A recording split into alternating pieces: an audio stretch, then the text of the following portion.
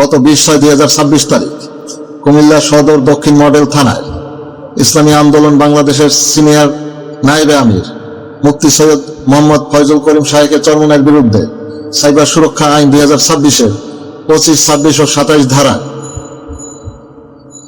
বিএনপির কুমিল্লা মহানগর 26 নং ওয়ার্ড যুবদলের সিনিয়র যুগ্ম আহ্বায়ক জালাল আহমেদ খোকন বাদী হয়ে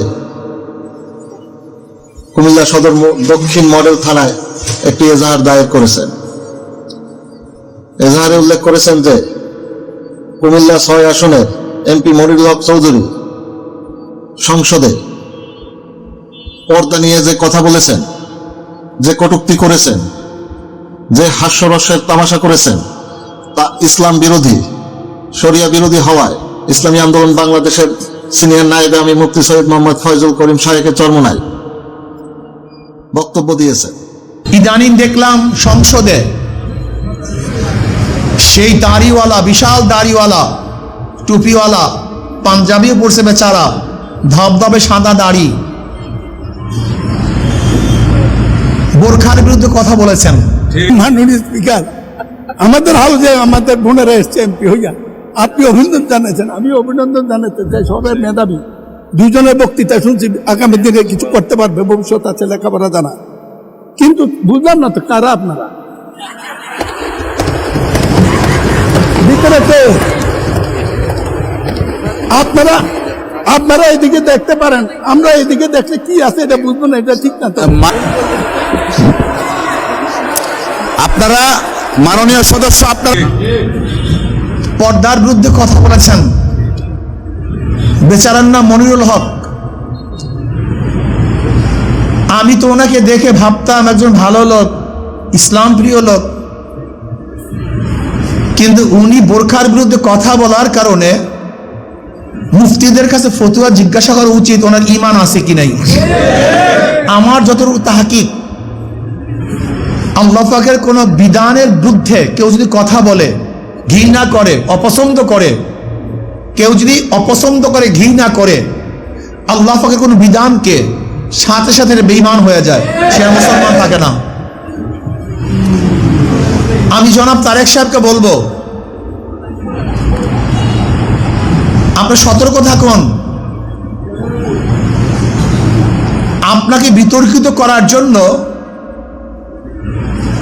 এই সমস্ত নাস্তিক শক্তিরা বিভিন্ন রূপে, ওই মনিরুল হক সাহেবের দাড়ি আমি মনে করি নবী সাল্লাল্লাহু আলাইহি দাড়ি না, ওটা রবীন্দ্রনাথ ঠাকুরের দাড়ি। আমি মনে করি ওনার টুপি এটা নবী আলাইহিস সালাতের টুপি না, এটা ইহুদিদের টুপি। আর আমি মনে করি ওনার পোশাক এটা সুন্নতি পোশাক নয়, এটা খ্রিস্টান পাদ্রীদের পোশাক। ওনাকে তওবা করতে হবে, মাপ চাইতে হবে। যদি উনি তওবা না করেন, মাপ না চান, তাহলে বাংলাদেশের মুসলমান ওনাকে কোনো অবস্থায় দিয়ে ছাড়বে না। সেই বক্তব্যকে কোট করে এমপি মনিরুল হক চৌধুরীর নির্দেশে এবং সম্ভবত বিএনপির হাইকমান্ডের নির্দেশে এই মিথ্যা, অন্যায়, ন্যাক্কারজনক একটি ভিত্তিহীন মামলা দায়ের করে আমাদের সম্মানহানি করার চেষ্টা করেছে, যা আমরা কখনোই প্রত্যাশা করি নাই। বিএনপি ইসলামী দল না, শরিয়া আইন বাস্তবায়নও চায় না, কিন্তু শরিয়ার বিরুদ্ধে, ইসলামের বিরুদ্ধে তারা কটাক্ষ করে কথা বললে বাংলাদেশের ন্যায়পরায়ণ তৌহিদি ছাত্র জনতা তা রুখে দেওয়ার জন্য সকল সময়ে জীবন দিয়ে রুখে দেওয়ার জন্য প্রস্তুত আছে। সুতরাং অবিলম্বে এই মিথ্যা মামলা প্রত্যাহার করতে হবে এবং কুমিল্লা সদর দক্ষিণ মডেল থানার ওসি রফিকুল ইসলামকে অবিলম্বে প্রত্যাহার করতে হবে এবং সাথে সাথে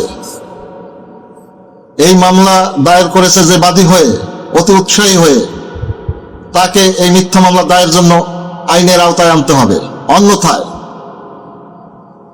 এর বিরুদ্ধে যদি বাংলাদেশের ন্যায়পরায়ণ তৌহিদি ছাত্র জনতা রাস্তায় নামে, বাংলাদেশ সরকারের ক্ষমতা নাই তা ঠেকানোর, এর দায় দায়িত্ব বাংলাদেশ সরকারকেই নিতে হবে। তাই আমি ইসলামী আন্দোলন বাংলাদেশের সহযোগী সংগঠন ইসলামী আইনজীবী পরিষদের সহ সভাপতি হিসাবে এবং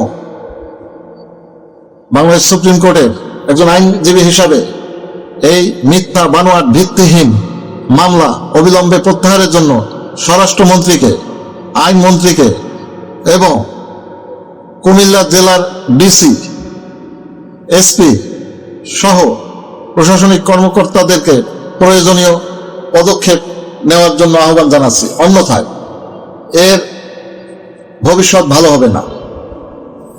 আমাদের ইসলামী আন্দোলন বাংলাদেশের আমির এবং সিনিয়র নায়েবে আমির যখনই আমাদেরকে ডাক দিবে, বাংলাদেশের ন্যায়পরায়ণ তৌহিদি জনতা রাজপথে নেমে আসবে। এই রাজপথে নেমে আসা ঠেকানোর মতো ক্ষমতা ইনশাল্লাহ বাংলাদেশে বিএনপি সরকারের নেই। কারণ আমরা জীবন দেওয়ার জন্য প্রস্তুত ন্যায় প্রতিষ্ঠার জন্য। ইসলামকে কটূক্তি করবে বিএনপির কোনো এমপি, কোনো মন্ত্রী, তা বাংলাদেশের কোনো তৌহিদি জনতা বেঁচে থাকতে হবে না, হতে দেওয়া যাবে না। সুতরাং বিএনপিকে, সরকারকে আমি আবারও বলতেছি, আপনারা সজাগ থাকেন, সচেতন হন। মিথ্যা মামলা অন্য কারো বিরুদ্ধে দিবেন তাও আমরা মানব না, আমাদের বিরুদ্ধে দিবেন তাও আমরা মানব না। আমরা প্রয়োজনে রাজপথে নেমে আসব। আমরা জীবন দেওয়ার জন্য প্রস্তুত, বাংলাদেশের ন্যায়ের শাসন প্রতিষ্ঠার জন্য।